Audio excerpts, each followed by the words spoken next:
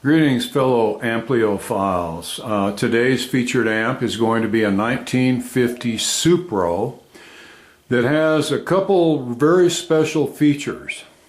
Number one is it is a Series-Filament death trap that you hear so widely discussed on the internet, and I'm going to document why they're considered to be that way and what can be done to remedy the situation.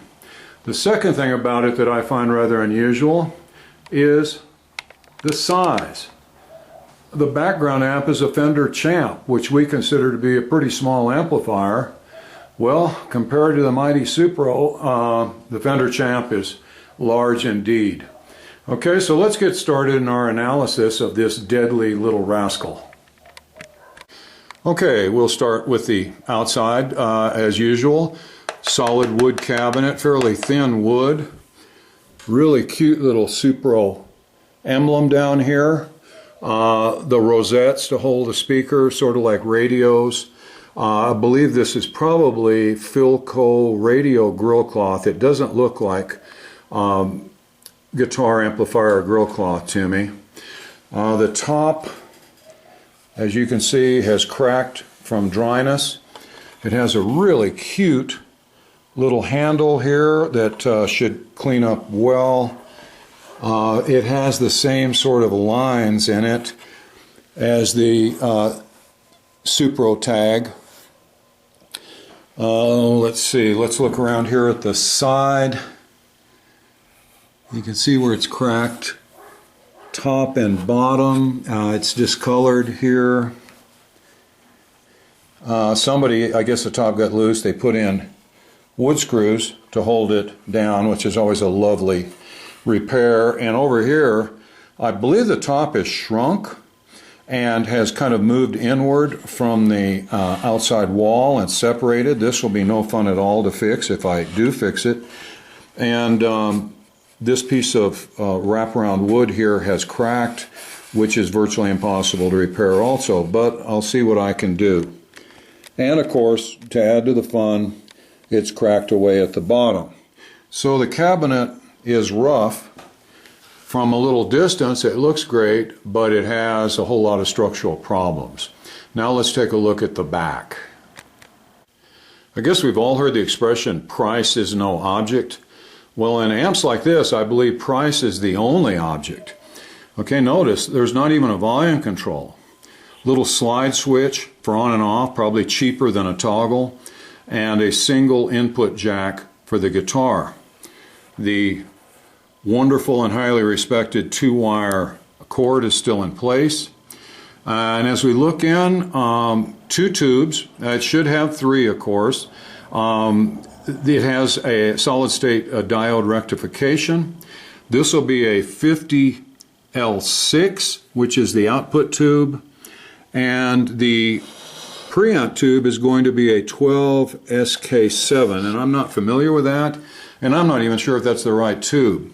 Here's the output transformer in the rear, and here is a Jensen Alnico, about a 5-inch speaker, maybe 5 1/4. There's a big tear in it that I can see, so I'm going to have my hands full with that, but at least it's there. Okay, you can see somebody has slathered glue all over the cracks trying to help them. They've got the glue everywhere but the crack, which is always helpful.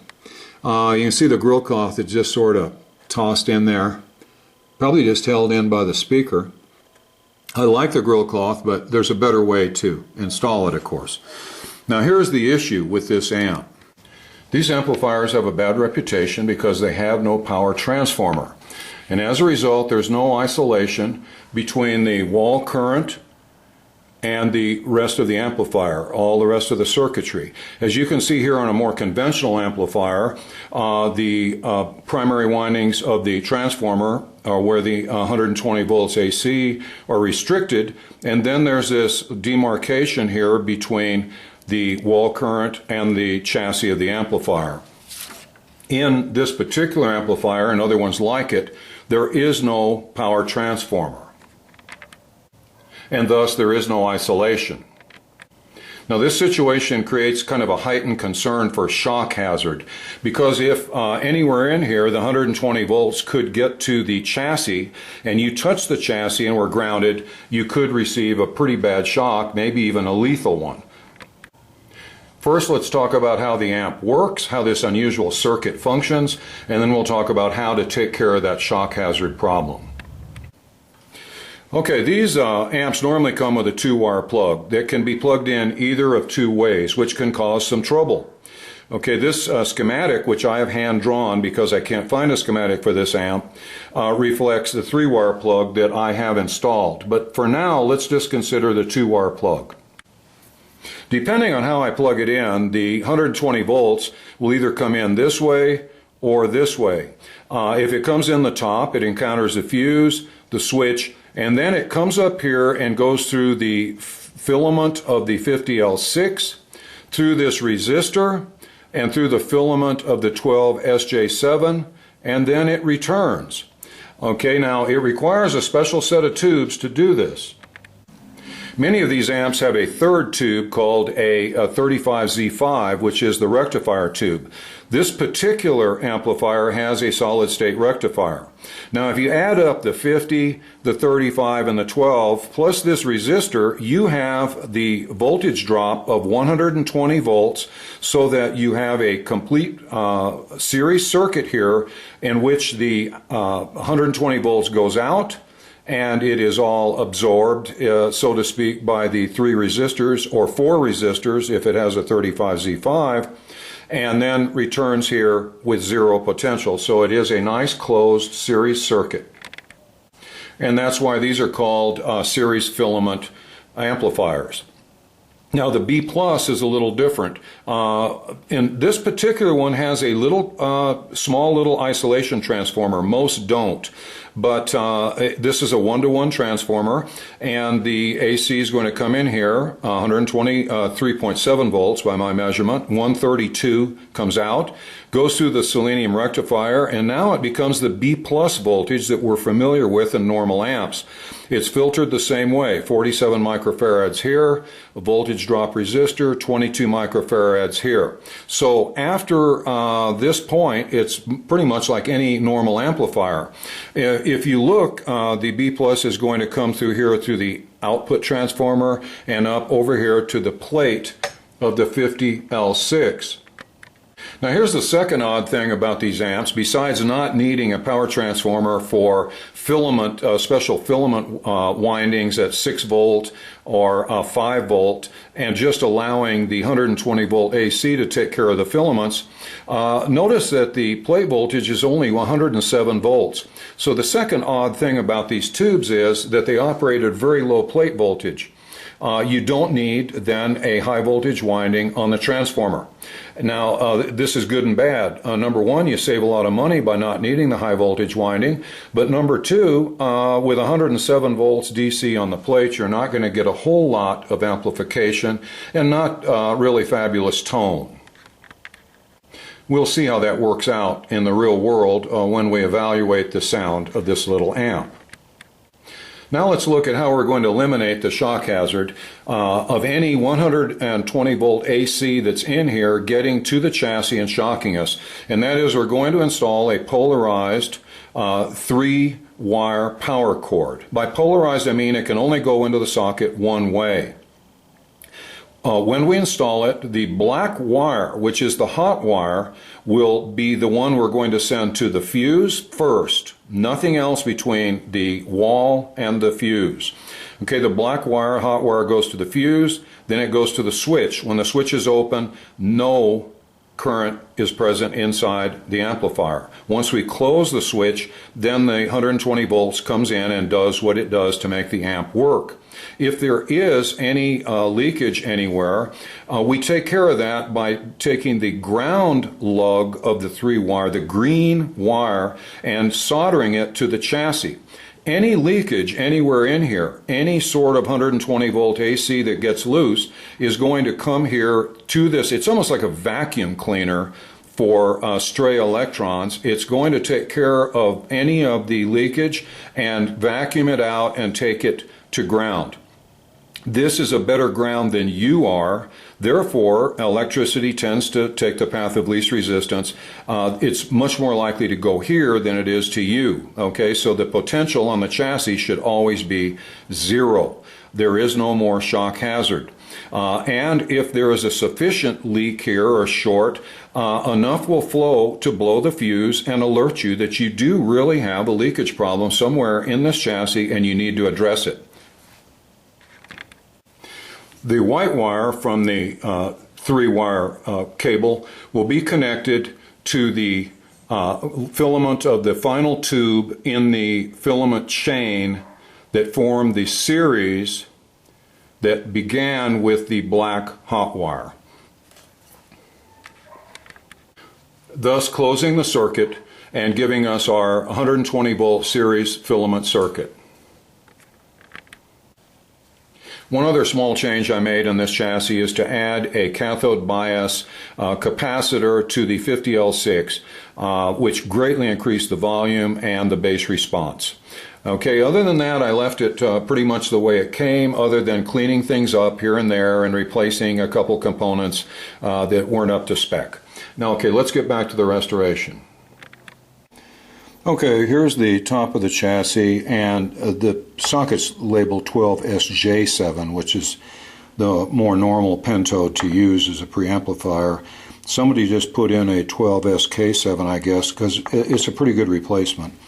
And over here is a 50L6 socket, and the output transformer, and then that kind of cheesy slide switch, but it's insulated. I was thinking if you had a metal toggle switch you might get shocked, but if you just reach in and just touch that plastic you might be okay. Maybe that was the safety measure they included. How kind. Then the underside of the chassis is just a mess. This thing's been worked on heavily. They've got the rectifier here flapping in the breeze. This capacitor was cut out of the circuit and then just left in place with the connection cut, and this is the replacement. All kinds of odd looking capacitors from different vintages. It does have a fuse, I'm a little surprised, and it also has a transformer over here that I think is like a filter choke to absorb whatever of the 120 volts is not absorbed by the filaments of the two tubes. This probably absorbs the rest. I'm going to have to draw a schematic of this and try and figure it all out. Speaker's kind of neat. It's a Jensen, probably 1959, the 24th week, and it is a P5W. I didn't know such speakers existed. You can see that tiny little Alnico magnet. Got the original label, which is nice. But what's sad is the cone is a mess. It's got a big tear there. The felt dust cap has been perforated. Another tear there and there. So I'm going to try to fix it, but this one's pretty far gone. So let's keep our fingers crossed. Sadly, both the tubes have problems. The 50L6 had no emission at all. Although the amp actually does work, it can drive a speaker, but very weakly, which probably has to do with that 50L6. And then the incorrect tube, the 12SK7, which should be an SJ7, had a short. So I'm going to have to hunt down 2 decent tubes, and to add to the fun, I fixed up the speaker. I showed you how bad it was. Well, I did everything I could, but it seems like the voice coil, something's just damaged on this, but it has no volume and it just tends to flap around, and it's just a disaster. Even though the contact cement really gave it, the cone really feels good, it just doesn't work well at all. So I found another 5-inch speaker that I'll use. This one's so cute, the little Jensen speaker with the Jensen number from 1959 and the P5W, which I never heard of before. Just a dandy little speaker. Sadly, though, I guess I don't even know if it can be reconed. What I might do is extract the cone from another 5-inch speaker and use it to recone this one. We'll see. Since the original speaker was utterly destroyed, I mean, it did not work at all. It looked okay, but sure didn't function. I found this ancient Alnico speaker really heavy duty, good solid cone. It's just perfect, and it sounds like $1,000,000. So I'm going to use this speaker. Maybe someday I'll recone the little Jensen, but until then this should stand in quite nicely for it. Well, here's the cabinet all finished up, and as you remember, it had just hideous breaks top and bottom on both sides, particularly over here where there was a big wide gap of just jagged old dried glue and splintered wood around the side with a big open crack up the front, and it was a chore. It took me a couple days and a whole lot of work, but I got it to conform now to the original contour that it had. Cleaned up the little handle so it looks real nice, and I aged the wheat grill cloth to make it look more like the age of the amp, and all in all really quite a chore, but I think worth it because I think right now it looks very presentable. It's not, like I said, it is not like new. But all I like to remove is signs of abuse and breakage, and I like to leave the signs of age, and I'd like to think I did that. I hope you like it. Okay, here's the secret to a nice flat speaker grill cloth that is actually strong enough to help protect the speaker cone, and that is contact cement some screen door material to the grill cloth. Spray the contact cement on the screen, not on the cloth, or else you might stain it. Make your holes, slide it in. I did this because this was to allow me to align the screen holes with the cloth pattern. Okay, in here you see I got epoxy now actually holding that crack together and closed. Polished up the little ID tag where you can actually read it, and all the joints are closed now and tight, nice and solid, and it's ready to receive the speaker and the chassis. Okay, here's the new speaker installed in the cabinet. I used lock washers under the nuts so that it wouldn't vibrate loose while I was playing at Wembley Stadium. I think it looks pretty good. It looks old. Okay, here's the exterior of the chassis. Nothing's changed at all except I now have a good 12 SJ7 tube in this position, and I have a new 50L6 tube in this position, and a good quality polarized 3-wire power cord. Okay, here's the underside of the chassis with all the improvements made.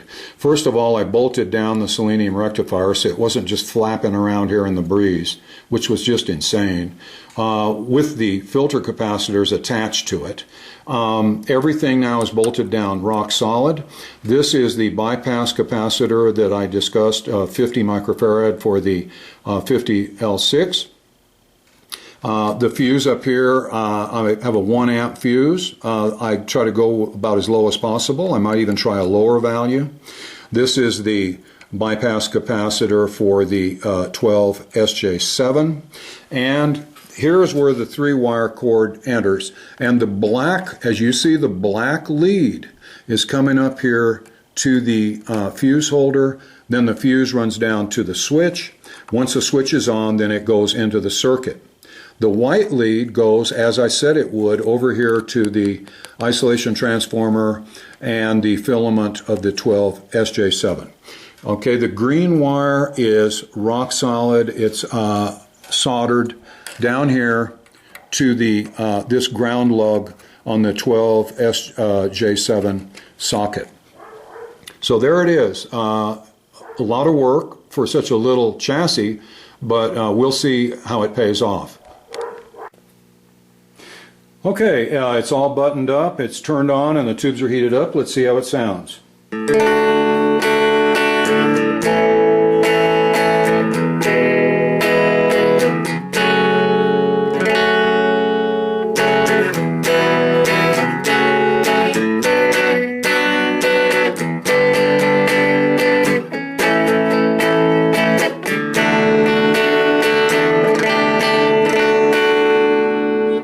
I bet you're surprised. I know I was. I think it sounds just great.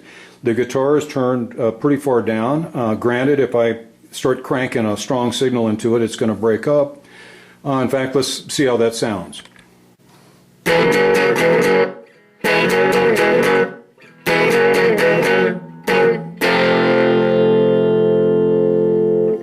Little fuzzy breakup there.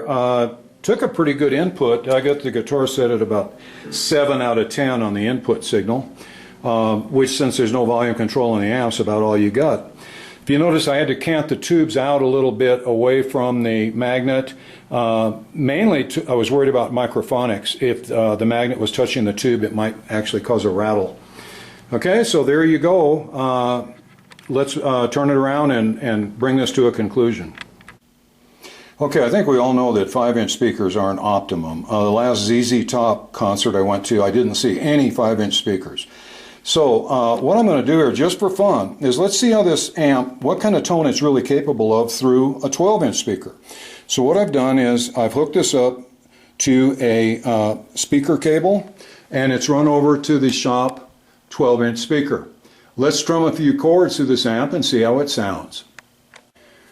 Okay, here we are. Let's turn on the amp and see how it sounds. So, I'm just kidding you.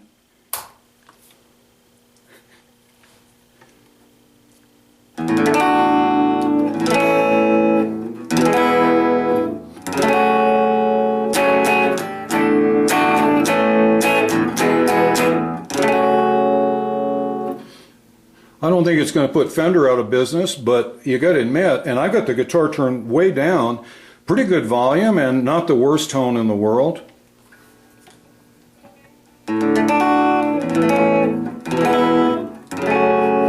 I've heard worse tone from far more expensive and bigger amplifiers. Well, I'll admit that I don't think the little Supro is going to replace the Fender Deluxe Reverb on anybody's all-time amp list, but for having 2 tubes and a little 5-inch speaker, I think you've got to admit it sounds pretty good. I know for sure it sounds better than about 90% of the inexpensive practice amps that are currently being sold. That said, I hope you enjoyed watching this video and that you'll stay tuned for future videos. One way to be sure you're in on all the new releases is to subscribe to my channel. So, that's it for this one. I hope to see you again in the near future, and I hope all goes well for you. Thanks for watching.